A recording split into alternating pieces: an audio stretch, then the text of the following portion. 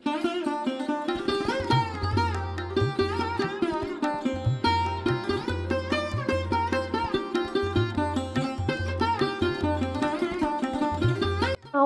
বন্ধুরা, শ্রাবন্তী রান্নাঘর আর ব্লগ চ্যানেলে সকলকে স্বাগত। আজকে একটি কালারফুল পিঠা রেসিপি আপনাদের সঙ্গে শেয়ার করছি। কিভাবে করছি পুরো ভিডিওটা স্কিপ না করে দেখার অনুরোধ রইল বন্ধুরা। এটা হচ্ছে গোবিন্দভোগ চাল। গোবিন্দভোগ চাল আমি 2 ঘন্টা মতো ভিজিয়ে রেখে তারপর জল ঝরিয়ে তারপর এটা পাখার হাওয়াতে শুকনো করে নিয়ে এটা একটা মিক্সির বাটিতে দিয়ে দেখুন খুব সুন্দর করে একটা মিহি চালের গুঁড়ি বানিয়ে নিয়েছি। এটা দিয়ে কিন্তু পিঠাটা আজকে বানাবো। দেখুন খুব সুন্দরভাবে একেবারে মিহি হয়েছে। এবার একটি কড়াইয়ের মধ্যে অল্প একটু জল গরম করে তার মধ্যে দিয়ে দিলাম লবণ। এবার ওই গরম জলের মধ্যেই পুরো গুঁড়িটাই দিয়ে দিলাম। আর এখানে আমি মেজারিং কাপের 1 কাপ মতো চাল ভিজিয়েছিলাম, সেই চালেরই এই গুঁড়িটা করেছি। দেখুন পুরোটাই দিয়ে ভালো করে একটা খুব সুন্দর ব্যাটার তৈরি করলাম। এবার একটি পাত্রে ঢেলে নিলাম। আর আমি চামচের সাহায্যে দেখাবো, এটা চামচটা পুরো কোট হয়ে গেছে। দেখুন আমি আঙুলে করে দেখাচ্ছি, এই রকমভাবে একটা ব্যাটার তৈরি করে নিতে হবে। পিঠাগুলো কালারিং করার জন্য আমি এখানে নিয়েছি পালং শাক, গাজর আর বিট। এই 3 রকম কালার আমি ইউজ করছি। কিভাবে আমি কালারগুলো ইউজ করছি দেখাচ্ছি। আমি 3 রকম জিনিসই আলাদা আলাদা করে পেস্ট করে নিয়েছি দেখুন। আর সামান্য একটু জল দিয়েই পেস্ট করেছি। গাজর, বিট, পালং শাক 3টেই করে নিয়েছি। দেখুন কতটা কালারগুলো সুন্দর লাগছে দেখুন। এবার আমি কালারগুলো 3টে বাটিতে আলাদা আলাদা করে মেশাবো। দেখুন 3টে বাটিতে ব্যাটার আমি তুলে নিয়েছি, আমি দেখিয়ে দিচ্ছি। আর একটা তো সাদা থাকবেই, সেটা কোনো কালার আমি মেশাচ্ছি না। এবার এখানে আমি সবুজ কালারের জন্য দিয়ে দিচ্ছি পালং শাক। এই পালং শাকের যে রসটা আছে ওটাই আমি দেব একটু। এটা আমি একটা ছাঁকনির সাহায্যে ছেঁকে দিচ্ছি। ছেঁকে শুধু কালারের জন্য রসটাই ব্যবহার করছি। দেখুন কালার হয়ে গেছে, সবুজ কালার, কত সুন্দর লাগছে। এইভাবে আমি প্রত্যেকটা কালারই করে নেব। এবার আমি বিটের কালারটা দেব। এখানে আমি বিটের যে পরিমাণে আমি পেস্ট করেছি তার থেকে অর্ধেকটা নিলাম। অর্ধেকটা নিলেই অনেকটাই কালার এসে যাবে। দেখুন কতটা সুন্দর কালারটা এসে গেছে। এবার আমি যে গাজর পেস্ট করে রেখেছিলাম সেই গাজরটা দিয়ে দিচ্ছি। গাজরের সাথে যে কালারটা হবে গেরুয়া কালার, ওটা আমি ভালো করে রসটা নিয়ে নিলাম। আর অল্প একটু জল দিয়ে পেস্ট করলে পেস্টগুলো ভালোই হবে, একেবারে স্মুথ একটা পেস্ট হয়, তার থেকে কালারটা খুব সুন্দর বের হয়। এখানে আমার 4 রকম কালার তৈরি হলো, সাদা, সবুজ, গেরুয়া আর হচ্ছে বিটের যে কালারটা একেবারে দুধে আলতা কালার। দেখুন কতটা সুন্দর লাগছে। এবার পিঠেগুলো বানানোর জন্য আমি একটি তাওয়া বসিয়ে দিয়েছি গ্যাসের ওভেনে আর ঘি ব্রাশ করে দিচ্ছি। এবার ব্যাটার থেকে অল্প অল্প করে হাতার মধ্যে ব্যাটারটা তুলে এক ফোঁটা করে তাওয়ার মধ্যে দিয়ে দিতে হবে। আর প্রথমে আমি সাদাটা দিচ্ছি। দেখুন কতটা সুন্দর লাগছে, একেবারে যেন দেখে মনে হচ্ছে সাদা বাতাসা। আর খেতেও কিন্তু খুবই ভালো হয় এইভাবে পিঠাটা বানালে।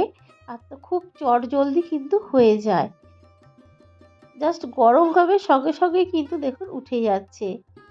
এইভাবে আমি একসঙ্গে অনেকগুলো করে এইভাবে বাতাসা পিঠা বানিয়ে নিচ্ছি। প্রথমে সাদাটা, তারপর গেরুয়া কালারটা, এইভাবে একে একে আমি সব পিঠাগুলোই তৈরি করে নিচ্ছি। কতটা সুন্দর লাগছে দেখুন গেরুয়া কালারটা। আর এটা তৈরি করতে বেশি টাইম লাগে না, মানে সময় লাগবে না, মানে দেবার সঙ্গে সঙ্গেই কিন্তু এগুলো আপনা থেকেই উঠে যাবে। একটু বুদ্ধির সাহায্যে একটু ঠেকালেই কিন্তু এগুলো উঠে যাচ্ছে, দেখুন খুব সুন্দর করে উঠে যাচ্ছে।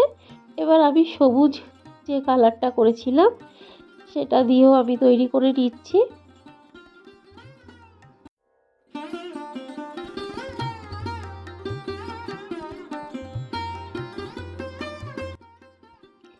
খুব সুন্দর কিন্তু কালারগুলো লাগছে, দেখুন এটা বিটের কালারটা এত সুন্দর লাগছে। এই রকম কালারিং পিঠা খেতে কিন্তু ছোট থেকে বড় সকলেরই খুবই ভালো লাগবে। ছোটদের তো অবশ্যই খুবই আকর্ষণ করবে। এইভাবে অবশ্যই বাড়িতে একবার বানিয়ে ফেলুন, দেখবেন বাড়ির সকলে খুবই খুশি হবে। আর বেশি ঝামেলাও থাকে না এই পিঠাটা বানাতে। দেখুন কত সুন্দরভাবে উঠে যাচ্ছে। এইভাবে সব পিঠাগুলোই তৈরি করে নিয়েছি, দেখুন। আর এখানে আমি তিরঙ্গা রঙে সাজিয়ে নিয়েছি। আর পাশে রয়েছে এখানে যেটা বিটের কালারে। এবার দুধ জাল দিয়ে দিচ্ছি, দুধের মধ্যেই আমি পিঠাটা তৈরি করব। এখানে আমি 1 লিটার পরিমাপে দুধ নিয়েছি। দুধটা ফুটে উঠেছে, এই পর্যায়ে দিয়ে দিলাম 2টো ছোট এলাচ, ফাটিয়ে দিয়েছি অবশ্যই। একটু নাড়াচাড়া করে নিচ্ছি। আর এর মধ্যে চিনিও দিয়ে দিলাম। এখানে আমি এই চামচের পরিমাপে 2.5 চামচ মতো চিনি ইউজ করেছি। মিষ্টিটা আপনাদের পছন্দ মতোই দেবেন। আর এখানে আমি দিচ্ছি একটা 10 টাকা দামের যে আমুল স্প্রে আছে সেইটা পুরোটাই দিয়ে দেব। এই আমুল যে গুঁড়ো দুধ এটাও কিন্তু মিষ্টি আছে, তাই চিনির পরিমাণটা আমি কমই দিয়েছি। তো এটা আমি এই গরম দুধ দিয়েই আস্তে আস্তে এটা গুলিয়ে দুধের মধ্যে দিয়ে দেব। আমুল দুধ দিলে কিন্তু এর স্বাদ কিন্তু খুব ভালো হয় বন্ধুরা। অবশ্যই কিন্তু যদি মানে হাতের কাছে থাকে আমুল দুধ দেবেন, দেখবেন খুবই ভালো লাগবে। এবার দুধ দিয়ে খুব সুন্দর করে মিশিয়ে নিচ্ছি। এবার এই যে বাতাসা পিঠাগুলো তৈরি করে রেখেছিলাম এগুলো আমি দুধের মধ্যে এবার দিয়ে দেব। দুধে দেবার পরে 2 থেকে 3 মিনিট একটু ভালো করে ফুটিয়ে নিলেই এটা তৈরি হয়ে যাবে। দেখুন কতটা সুন্দর লাগছে আর কতটা কালারফুল লাগছে, দেখুন বন্ধুরা দেখেই মনে হচ্ছে খেতে ইচ্ছে করছে। পিঠাগুলো দুধের সাথে ভালো করে মিশিয়ে নিলাম। এবার ভালো করে ফুটিয়ে নেব। দেখুন খুব সুন্দর করে কিন্তু এটা ফুটে গেছে। প্রায় তৈরি হয়েই গেছে। এবার আস্তে আস্তে গ্যাসের ফ্লেমটা বন্ধ করে দেব। খুব সুন্দর করে কিন্তু এটা ফুটে গেছে। গ্যাসের ফ্লেমটা বন্ধ করে দিয়েছি, দেখুন কতটা সুন্দর লাগছে, কতটা কালারফুল। এবার আমি পরিবেশন করে দেখাচ্ছি কতটা ভালো লাগছে। আর খেতেও কিন্তু খুব ভালো হয়েছিল বন্ধুরা। এইভাবে অবশ্যই একবার ট্রাই করে দেখুন। বাচ্চারা খুবই আনন্দ সহকারে এটা খাবে। আর খেতে কিন্তু খুবই হেলদি। এখানে কোনো ফুড কালার ইউজ না করেই এত সুন্দর কালারফুল একটি পিঠা তৈরি হয়ে গেল। আজকের পিঠার রেসিপি কেমন লেগেছে অবশ্যই কিন্তু লাইক করবেন। আর যদি একটু বেশি ভালো লেগে থাকে অবশ্যই বন্ধুদের সাথে শেয়ার করবেন। আর কেমন হয়েছে কমেন্ট করে জানাবেন। একটা লাইক, শেয়ার, কমেন্ট তো থাকবেই।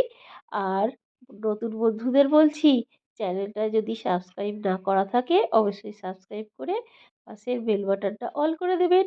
আমার দেওয়া যে কোনো রেসিপি আপনাদের নোটিফিকেশানে পৌঁছে যাবে।